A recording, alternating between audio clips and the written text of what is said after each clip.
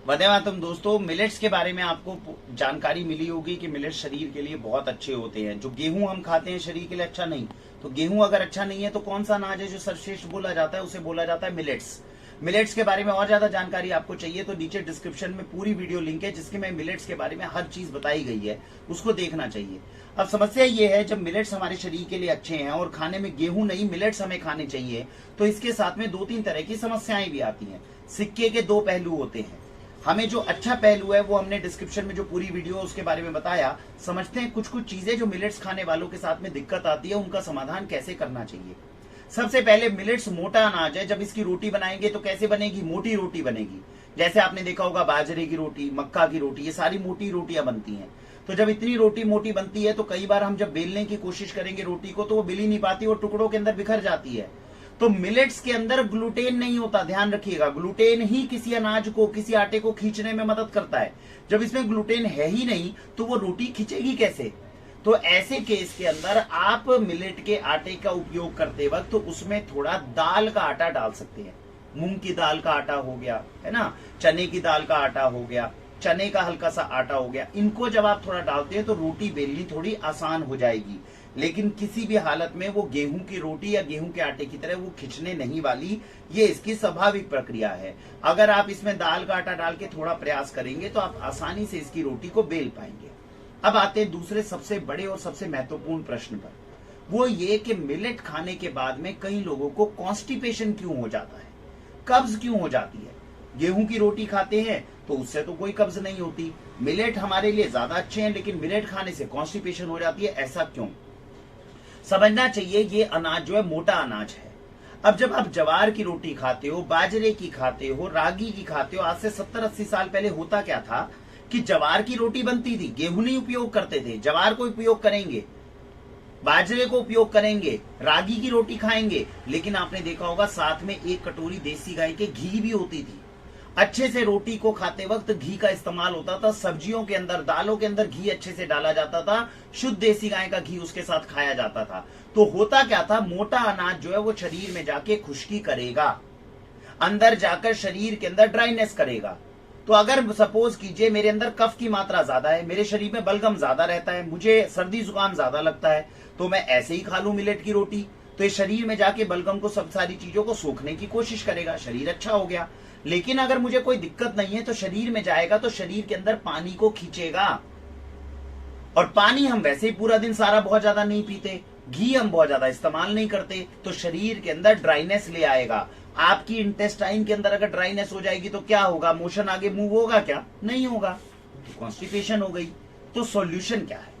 Millet का इस्तेमाल करने से हमें कॉन्स्टिपेशन ना हो और मिलेट के सारे फायदे हमें मिल जाएं। इससे ये जो हल्का सा एक नुकसान है वो हमें ना मिले, तो क्या करना चाहिए? मिलेट को बनाने की जो सबसे अच्छी विधि बताई गई है वो कौन सी रेसिपी है? अम्बली। वो भी आपको डिस्क्रिप्शन में मिल जाएगी, आप उसमें कमेंट में डालोगे तो उसका लिंक भी आपको मिल जाएगा। तो अम्बली जो होती है वो मिलेट की बनने वाली सबसे अच्छी आपकी रेसिपी मानी जाती है। तो अम्बली बनाओ, या मिलेट का कुकर के अंदर ही, जैसे कई लोग सीटी मार कर दलिया बना देते हैं, तो वो अगर बन रहा है तो क्या करना है? पानी वाला दलिया, पानी की मात्रा इसमें ज्यादा रखिए।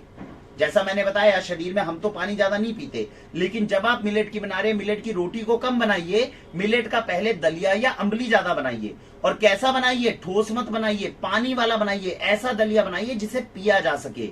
खाना नहीं है इसकी अम्बली और दलिया को, पीना है। अब इसमें डाल दीजिए शुद्ध देसी गाय का बिलोना घी 1 चम्मच। अगर हमारा बिलोना घी है वो शरीर में जाएगा, शरीर की खुश्की को मिटाएगा, तरावट शरीर के अंदर लेकर आएगा, कॉन्स्टिपेशन होने नहीं देगा, शरीर में औषधीय ताकत भी देगा। मिलेट की ताकत अपनी जा रही है, बिलोना घी 1-1.5 चम्मच डल गया, उसकी ताकत अपनी जा रही है, शरीर को रोगों से मुक्त करेगा। तो जो सबसे अच्छा मिलेट को इस्तेमाल करने का तरीका है वो है या तो अम्बली या इसका बना हुआ दलिया। मेहनत कर सकते हैं, अच्छी चीज खाना चाहते हैं तो अम्बली को बनाइए। ज्यादा मेहनत नहीं कर सकते लेकिन लगता है कि 10-15 मिनट में मेरा दलिया खाने लायक तैयार हो जाए जो शरीर को रोगी ना बनाए, तो जैसे कुकर में आप गेहूं का दलिया बनाते हैं वैसे आप मिलेट के दलिये को बना लीजिए। शरीर को रोगी नहीं करेगा, थोड़ा फायदा करेगा, उतना फायदा नहीं कर पाएगा जितना अम्बली फायदा करता है। और इसमें शुद्ध देसी गाय का बिलोना घी डालकर अगर इस दलिये को सब्जी दाल डालकर पी जाएंगे, ये शरीर के लिए सर्वोत्तम भोजन है जो आप दिन में 3 बार भी करोगे। तो आपके शरीर के अंदर कॉन्स्टिपेशन भी नहीं होगा, शरीर निरोग्यता की तरफ आगे बढ़ता जाएगा और शरीर में किसी भी बीमारी के आप नाम ले लो, उन सबको खत्म करने में ये मदद करेगा। तो आज की वीडियो में आपने समझा कि मिलेट का इस्तेमाल कैसे करना है। सपोज कीजिए आपको लगता है कि मुझे मिलेट का दलिया खाते खाते परेशान हो गए, अब हम कुछ और खाना चाहते हैं, तो क्या बनाना चाहिए? मिलेट का डोसा हो गया, मिलेट से ही उपमा बन गया, मिलेट से कोई भी ऐसी चीज बनाइए जो ठोस ना हो, क्योंकि रोटी ठोस होती है, हार्ड होती है, शरीर में जाकर वो चिपकती तो नहीं है क्योंकि ग्लूटेन तो नहीं है, लेकिन शरीर में जाकर वो ड्राइनेस कर देती है, इसलिए कॉन्स्टिपेशन होने के चांसेस ज्यादा होते हैं। तो पहली ऑप्शन क्या देनी है? दलिये को देनी है।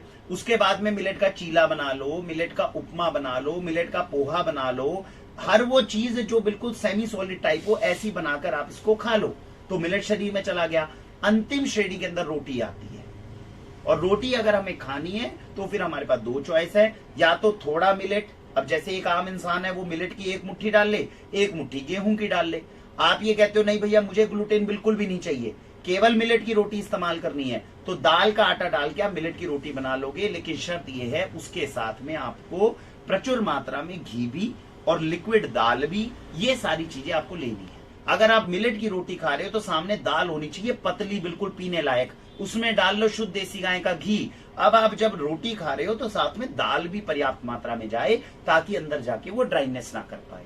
अगर इस तरीके से हम इस्तेमाल करते हैं तो मिलेट से, दलिये से भी और मिलेट के आटे से भी संपूर्ण लाभ अपने को पर्याप्त होने की पूरी हमारे पास में मदद हमें मिलेगी। मुझे उम्मीद है कि मिलेट से होने वाली ये छोटी सी सावधानी के बारे में हमने आपको बताया, ये आपको ठीक लगा होगा। इस्तेमाल करिए। जिस घर में अनाज में ये गंदे गेहूं की जगह, ये गेहूं मैंने पहले भी वीडियोस में आपको बहुत बताया है, आप कमेंट में लिखेंगे, कई बार हमें ध्यान नहीं रहता डिस्क्रिप्शन में लिंक देना, मैं कोशिश करूंगा इसके डिस्क्रिप्शन में वो लिंक भी दूं जिसमें गेहूं से होने वाली बीमारियों का आपको पता चलेगा और गेहूं की सच्चाई पता चलेगी। गेहूं की सच्चाई आपको जब पता चलेगी आप गेहूं को दोबारा हाथ नहीं लगा पाएंगे। तो कोशिश करिए अगर गेहूं खाना भी है तो देसी गेहूं जो 1960 से पहले के बीज होते थे उनके आटे को खाने की कोशिश करिए। जो 1965 के बाद का हम गेहूं खा रहे हैं और अब तो नया खेल आया काले गेहूं का, अभी तो इससे देखिएगा आने वाले भविष्य के अंदर कितनी भयंकर बीमारियों को, नई बीमारियों को हम जन्म देते हैं।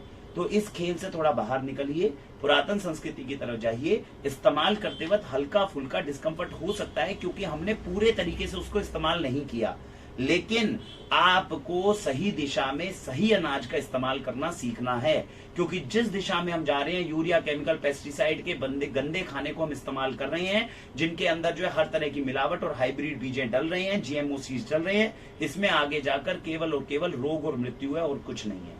तो हमें उम्मीद है कि वापसी की तरफ की जो हमारा सफर है वो आप अच्छे से तय कर पाएंगे मिलेट के साथ। समझदारी से उपयोग करिए, बीच में मुश्किल आती है, वाक्षी का व्हाट्सएप नंबर है, संपर्क कर सकते हैं।